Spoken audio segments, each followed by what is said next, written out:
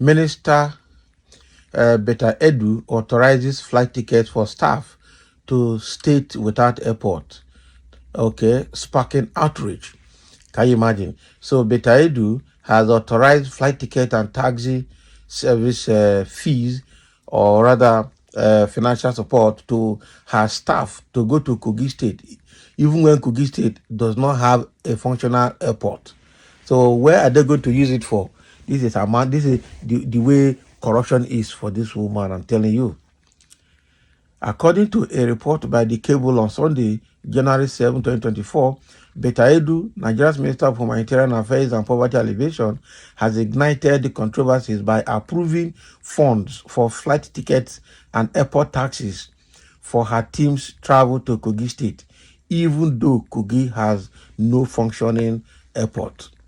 This revelation comes from a leaked internal memo dated November 6, 2023, obtained by the Cable News. The memo, titled "The Disbursement Under the 2023 Grant for Vulnerable Groups Programs in Kogi State 2023, details the allocation of a staggering 72.4 million naira for this purpose. The memo specifies that this sum is intended for the minister's advanced team to travel by air for an event in Kogi State. Each team member, including aides, is allocated 200,000 for flight ticket, 20,000 for airport taxes, and additional travel allowances depending on their grade level. So the minister's own air ticket is allocated to separate 300,000. So this news has caused significant public outrage, questioning the rationale behind spending large sums on air travel to a state without an operational airport. So in November 2020, Kogi Governor Yahaya Bello met with then President Muhammadu Buhari, specifically requesting funds for the construction of an airport in the state. This further highlights the absurdity of using air travel when no viable infrastructure is in place.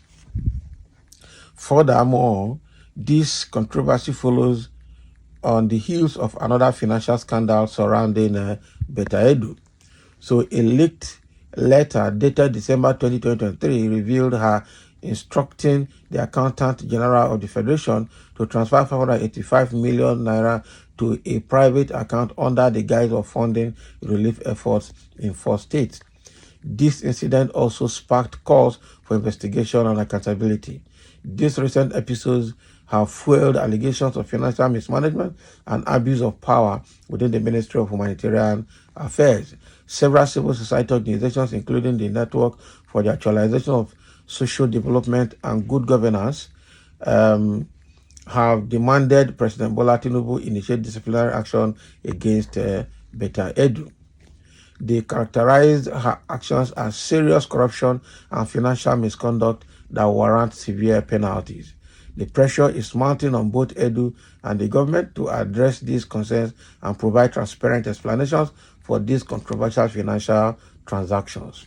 The lack of an airport in Kogi and the ongoing allegations of misuse of funds highlight the need for stringent oversight and accountability within the Ministry of Humanitarian Affairs. In fact, that ministry should be closed down, I recommend, because if Sadia Umar Farouk, the immediate past minister, stole about 37.2 billion naira from there. Now Betta Edu has started doing her own, and now it shows that both heads are women, both previous and present. So it means that ministry should be closed down. There's something bad about that ministry, I must tell you the truth. It means that they're using it to move money. It is not a ministry that is, to the betterment of the people.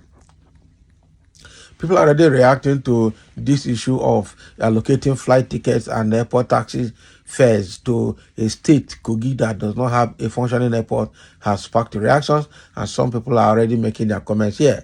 Somebody saying in Nigeria, those who are waiting to loot public funds are more than those who are currently looting. Exactly.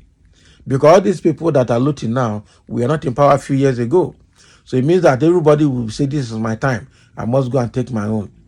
Should this be a hot news? I think no. It is a case of a hunchback man with a crooked baggage on his head.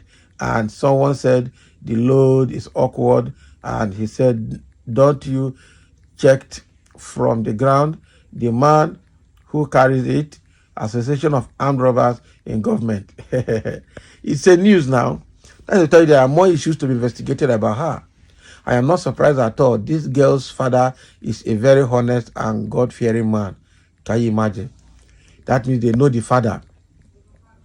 Chop your own, I chop my own. Welcome to APC. Bola Ahmed Tinubu turn to rule.